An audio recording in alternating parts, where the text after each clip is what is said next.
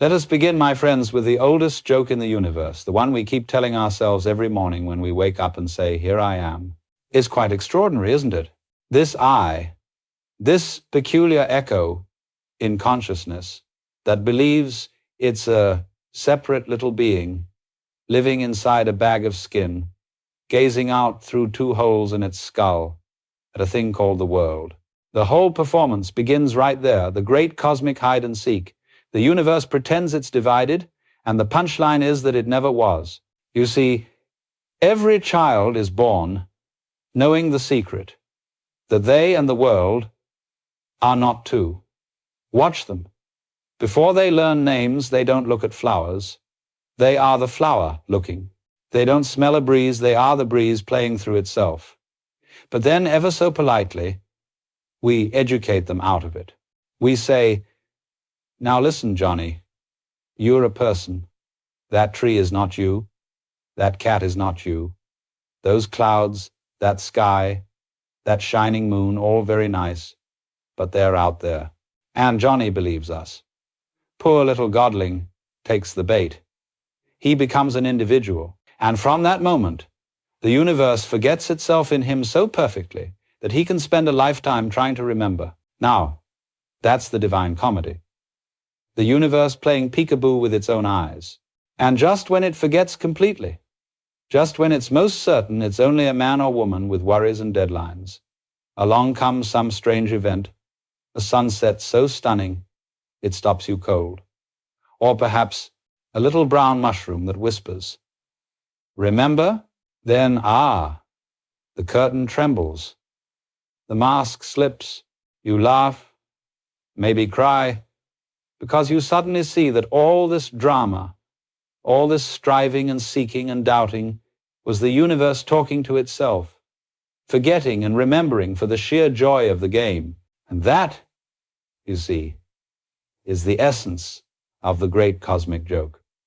Because you, sitting there, listening, thinking you're trying to understand what I'm saying, you're it. You're the universe pretending to be a person who doesn't know. You're the ocean asking where the water is. Now, don't be embarrassed.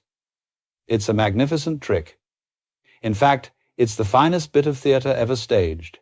The stars are the footlights, your heartbeat is the drum, and the galaxies are the audience, applauding their own play. But here's the twist. This joke isn't cruel. It's compassionate. Because only by believing you're separate could you experience reunion. Only by falling asleep could you awaken. If the universe never forgot itself, there'd be no surprise, no laughter, no love, no you. So, the next time you feel lost, or small, or terribly serious about the whole business of living, take a deep breath and hear the laughter behind it all, that quiet cosmic chuckle that says, "Got you again." Because that's the secret. The mystics, the poets, and perhaps even those mischievous mushrooms are trying to whisper, the joke is not on you, the joke is you. And you, dear listener, are the punchline.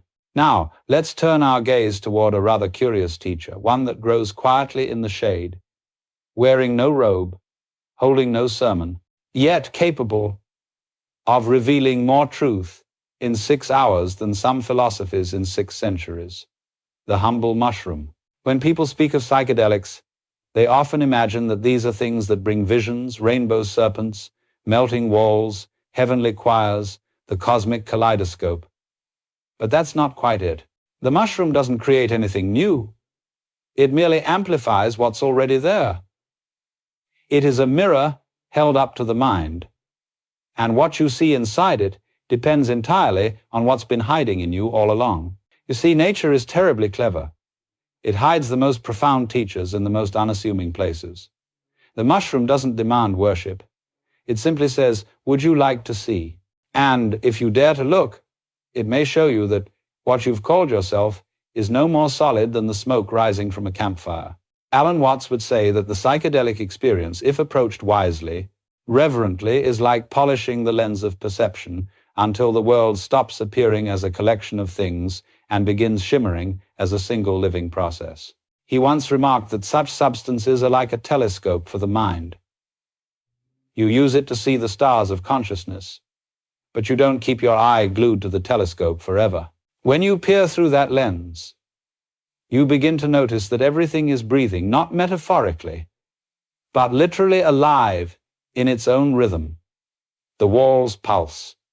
The trees hum. Your heartbeat is no longer your own. It's the drumbeat of existence itself. And then, oh, this is the delightful part. The boundaries between you and it begin to dissolve. For perhaps the first time, you realize that you're not standing on the earth is standing as you. You're not observing nature, you're the very eyes through which nature observes itself. And in that moment, there's often laughter, a deep, uncontainable laughter that bubbles up because it's so obvious. You laugh at how you spent years, decades even, trying to control life, to find meaning, to become spiritual, when all along you were the meaning and life was simply playing hide and seek through your senses. Now, that's not to say one should live on mushrooms any more than one should live inside a telescope. These glimpses are gifts, not possessions.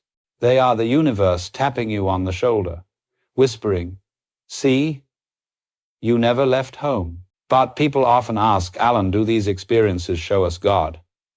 And the answer, he might say, is that they show you why the question is too small. Because the moment you see clearly, you realize there's no one here to find God, only God, pretending to be someone searching. So if you ever find yourself in that luminous realm, whether through meditation, wonder, or a small miracle sprouting from the forest floor, remember this: the mushroom isn't giving you anything. It's taking away what you never needed, your illusions, your separateness, your certainty. It holds up the mirror, and the face you see looking back isn't your own. It's the face of everything. Now, let's talk about that most slippery of performers, the ego. Ah, yes, the great magician, the conjurer who pulls you out of a hat. The ego is a clever illusionist, you see. It convinces you that inside this swirling dance of atoms, there's a little captain steering the ship, a thinker of thoughts, a doer of deeds, a chooser who chooses. And we all fall for it.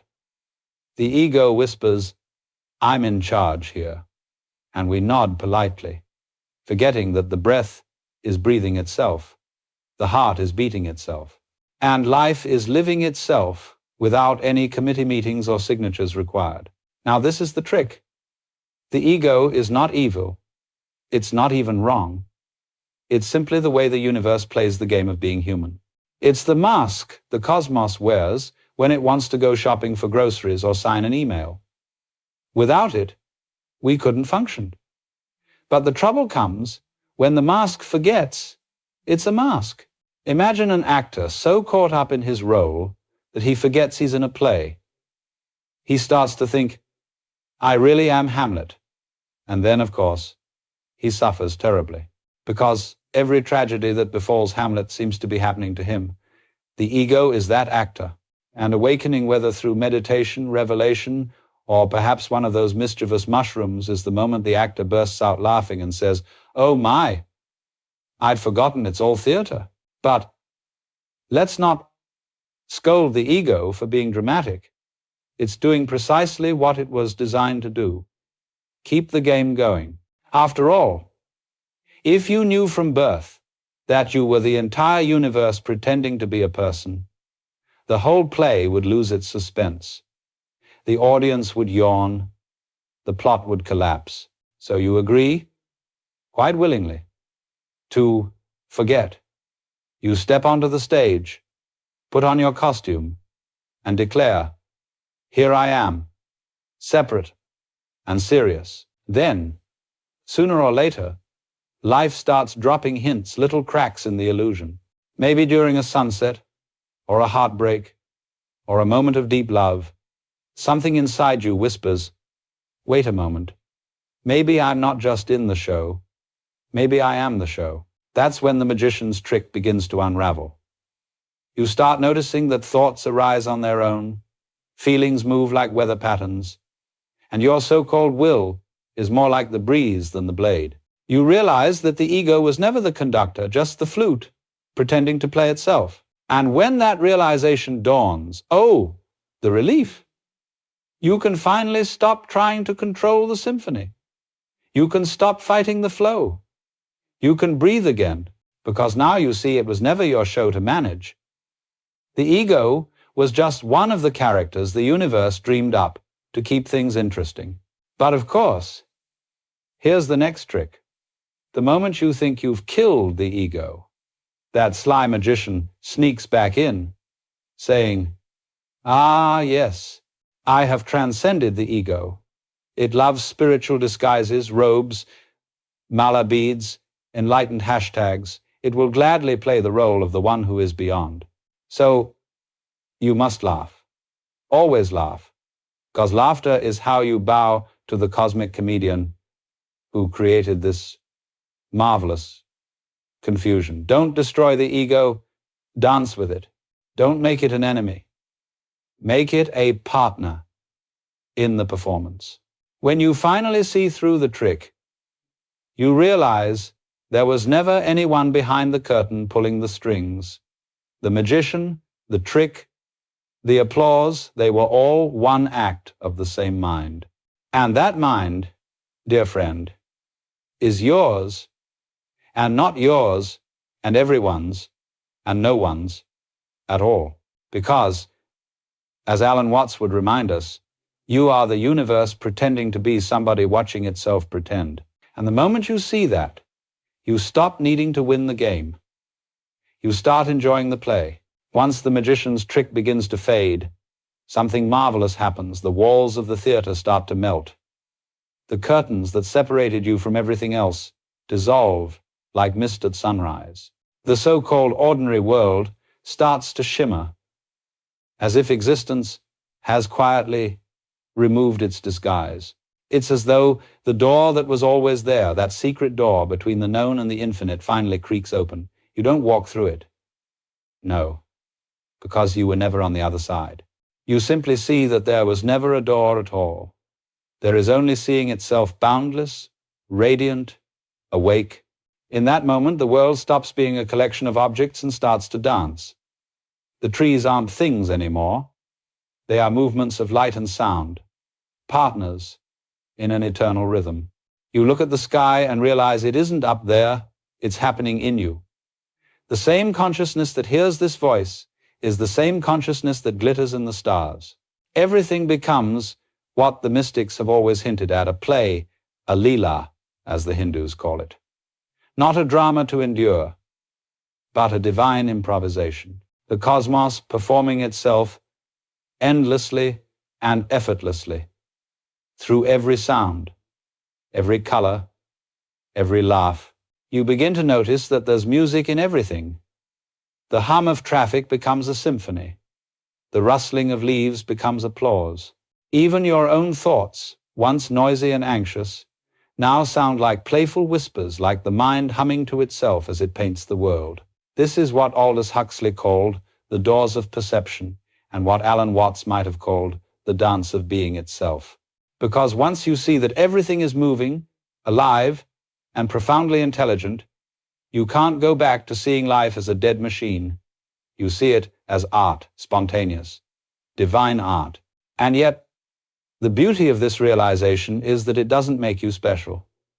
Quite the opposite, it makes you vanish. The one who was watching suddenly realizes it is what it was watching. There's no observer and no observed. There's only awareness, endlessly folding in on itself, like light playing on water. This, my friends, is the infinite playground. The birds are not singing to you, they're singing as you. The rain doesn't fall on you, it falls through you.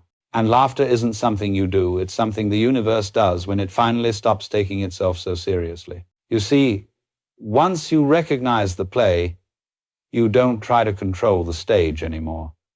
You just dance. You let life lead. You trust its rhythm, because you are its rhythm. And when you forget again, as you surely will, that's part of the rhythm too. The forgetting and remembering, the opening and closing of the door, are both steps in the same eternal waltz. So, when the world seems dull or ordinary, look again. The infinite hasn't gone anywhere. It's simply hiding behind your eyes. Every stone, every sound, every breath is an entrance to the divine playground. You just need to stop insisting that life be serious before you can hear the laughter underneath it all. And perhaps when you really let go, you'll hear it, that soft cosmic giggle that says, "You see, it was never work, it was play all along." Now it's rather delightful, isn't it? How our age dresses its priests in lab coats. The modern scientist and the ancient shaman, after all, are not so different. Both stand before the mystery and whisper, "Show me." Both peer into the dark to find out what glows there. One studies the stars through a telescope, the other studies them through the mind's eye, and the universe smiles at both because it knows it's looking at itself from two different directions. The scientist will tell you about synapses, serotonin, the default mode network, and what happens to the brain when someone eats a mushroom or falls into meditation. The shaman will tell you about spirits, ancestors, and the Great Mother who speaks through the roots of the forest. And Alan Watts would grin and say, "Ah, but you see, they're both describing the same song. One is talking about the notes, the other about the melody."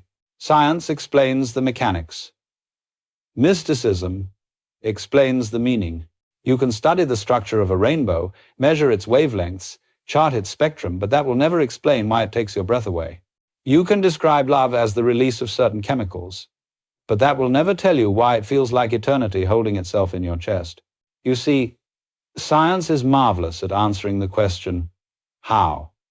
But it often forgets that the question why is poetry, and the universe, for all its mathematical precision, is also a poet.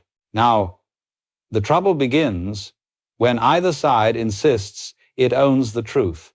The scientist scoffs, "There are no spirits in the forest."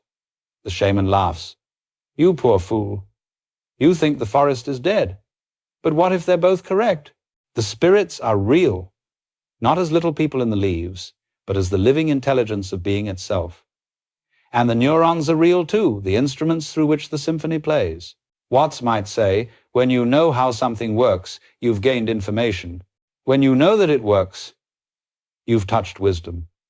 Knowing that it works is to stand in awe of the sheer improbability of being of consciousness aware of itself, even for a fleeting moment.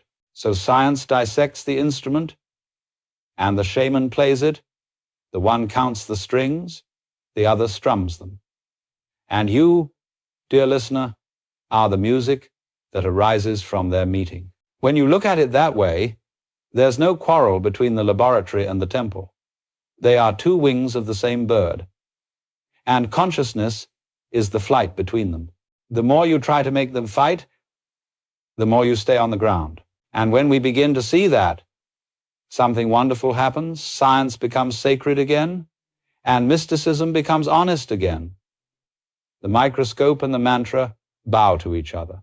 The physicist and the monk share a silent smile.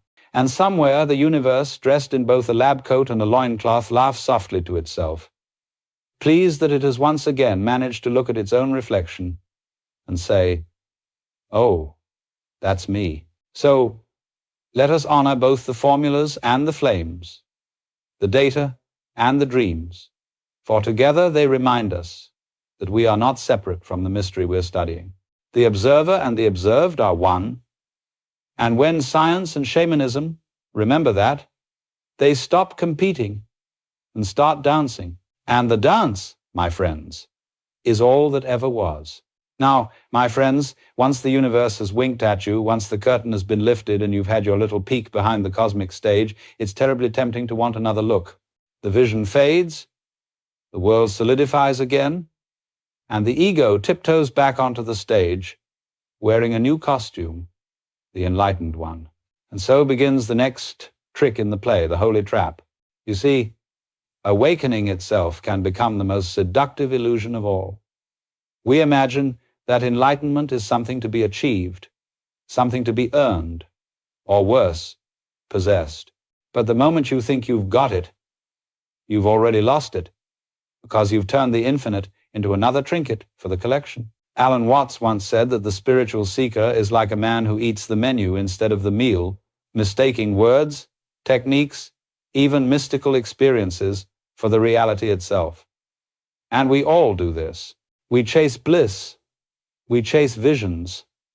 We chase silence, as though the universe were hiding on the next mountaintop, or the next meditation retreat, or perhaps in one more heroic dose of mushrooms. But here's the joke. What you are seeking is what is seeking. You can't catch it, because you are it. You can't trap the wind with your hand. The hand is made of wind. Now, don't misunderstand me. The experiences, the practices, the meditations, they are beautiful. They are the universe's way of flirting with itself. But the purpose of the dance isn't to reach the final step. It's to realize there never was a final step, only the dancing. This is where so many of our well-meaning mystics stumble. They come back from their visions and say, I have seen the light. I am transformed. And for a while, they float about like candles in the dark. But then, inevitably, the ordinary returns, the bills, the arguments, the dishes, and suddenly they think they've fallen from grace. But the truth is, grace never left. You don't lose enlightenment because you never gained it to begin with. You simply forget to notice what never stopped happening this. Right now, the sacred doesn't only live in visions and altered states. It's sitting in your teacup, humming in the humdrum. The great trap is believing the extraordinary excludes the ordinary. That awakening means you must leave behind the world. But as Watts loved to remind us, after the ecstasy, the laundry. Because the laundry is the real miracle. Water flowing, fabric folding, breath moving, the endless process of life, all happening perfectly without anyone in charge. So, don't clutch at enlightenment as though it were a trophy. Don't treat awakening like a vacation home where you can live forever. The light doesn't belong to you. It shines through you. The insight isn't something you keep. It's something you become, moment by moment, by remembering the laughter at the heart of it all. In the end, the only real trap is the idea that there ever was one. The cosmos doesn't trap itself. It only pretends to forget so that it can enjoy remembering again. And when you understand that, you stop chasing and start dancing freely, foolishly, joyfully, in step with the universe that never stopped loving its own play. Once you've seen the trick, once you've realized that the dancer and the dance were never two, then comes the real challenge. And it's a rather simple one. How to live without pretending to be somebody special. Because after the fireworks fade, after the music quiets, after your great cosmic revelation settles into silence, there you are again, brushing your teeth, catching the bus, forgetting your passwords.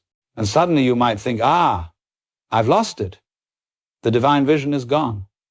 But that's precisely where it's hiding, in the brushing, the bus ride, the forgetting. You see, the revelation was never meant to carry you away from the world. It was meant to drop you so deeply into it that you finally see it as it is. Ordinary life is not the veil over truth, it is the truth seen without the fog of importance. When you begin to live without the self, life becomes astonishingly simple. The mind still chatters, the emotions still rise and fall, but there's no one left inside trying to manage them. You no longer take the weather of your thoughts so personally. They come, they go, they rain, they shine, and that's perfectly all right. Alan Watts often compared it to music. You don't play a symphony in order to get to the end. If you did, the best conductor would be the one who played fastest. You play it because the playing is the point. Living without the self is exactly that. No goal, no grasping, no finish line. Just the melody of being unfolding in this eternal now. So, what does this look like? It's drinking your morning coffee without trying to turn it into a spiritual experience. It's feeling sadness and letting it wash through without calling it failure.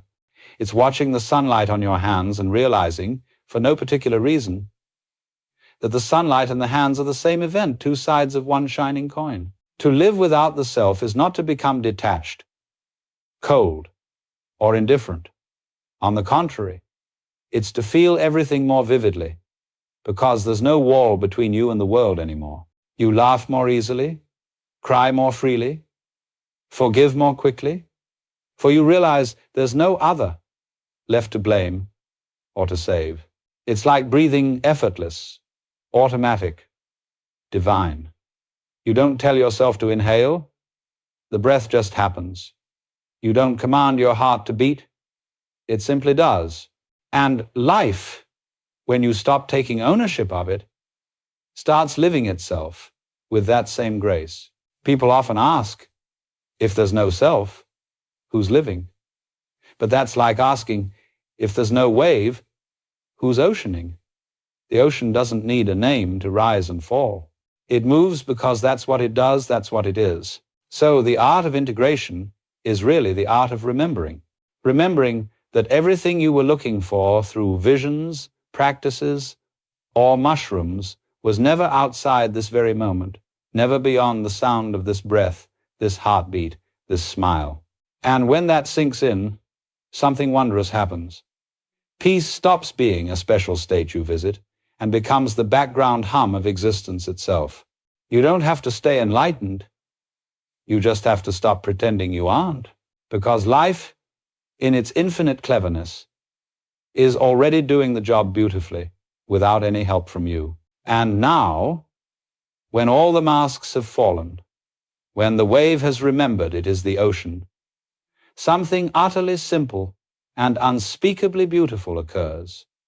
The universe wakes up as you, not in you, not through you, but as you. You see, this is the final punchline in the Divine Comedy. You spent your whole life searching for God, only to realize that it was God who was doing the searching.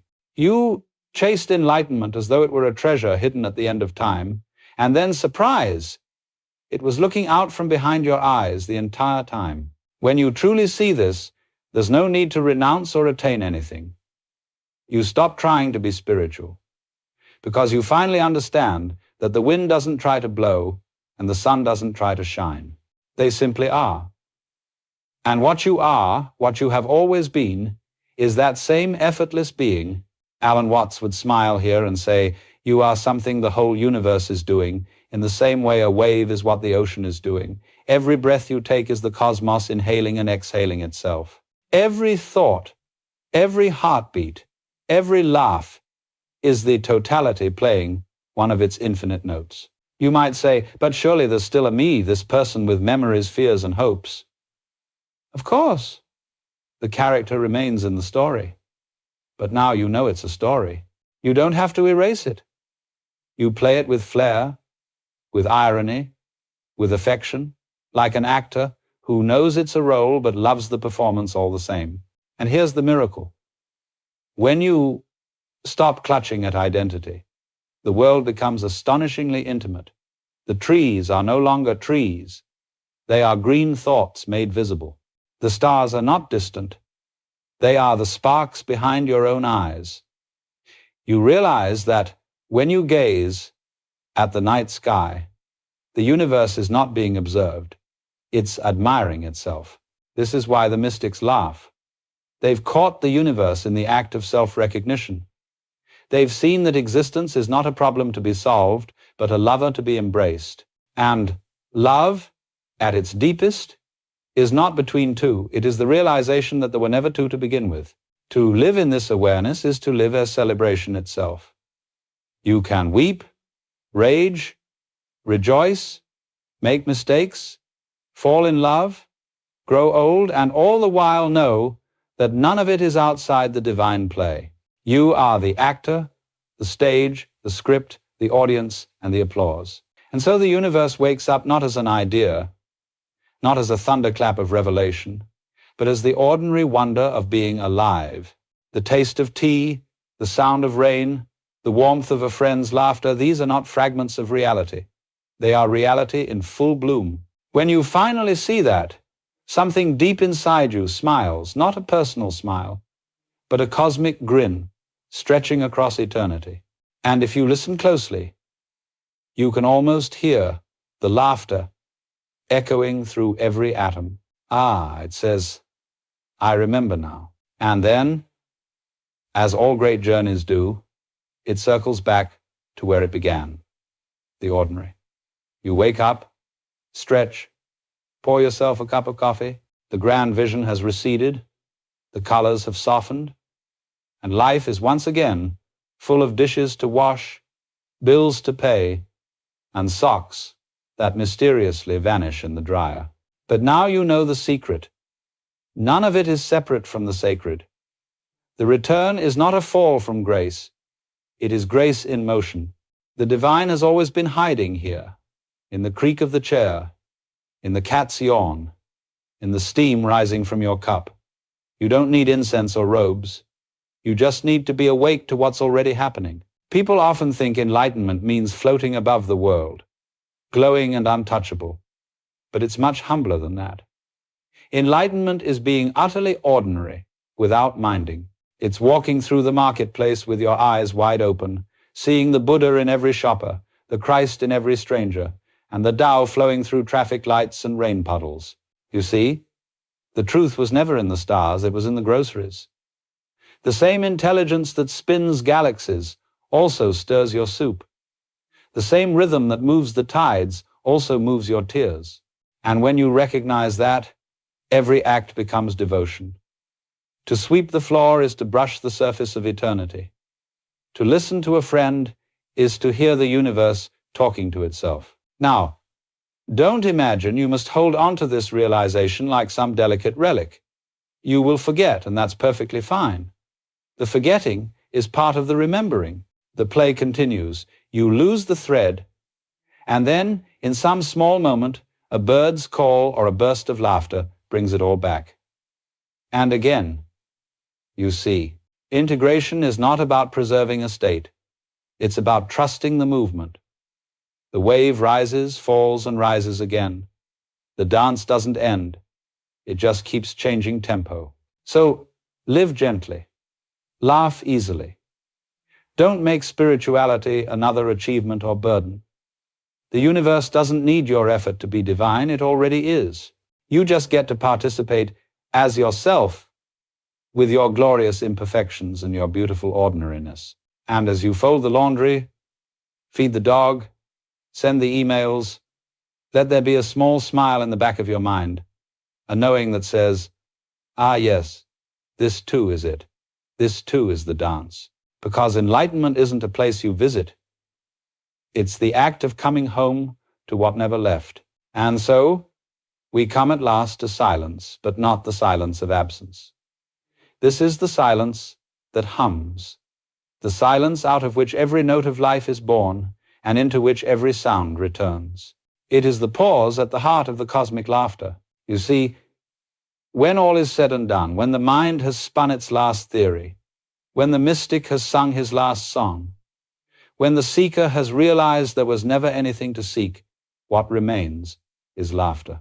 Not the nervous laughter of uncertainty, but the boundless laughter of recognition. The universe laughs because it has played the perfect trick on itself. It dreamed of separation, only to discover that every face it ever loved, every pain it ever felt, every birth and every death, were just ways of exploring its own infinity. You were never the observer of life, you were life observing. And what can you do when you realize that everything that ever was or will be is exactly as it should be? You laugh.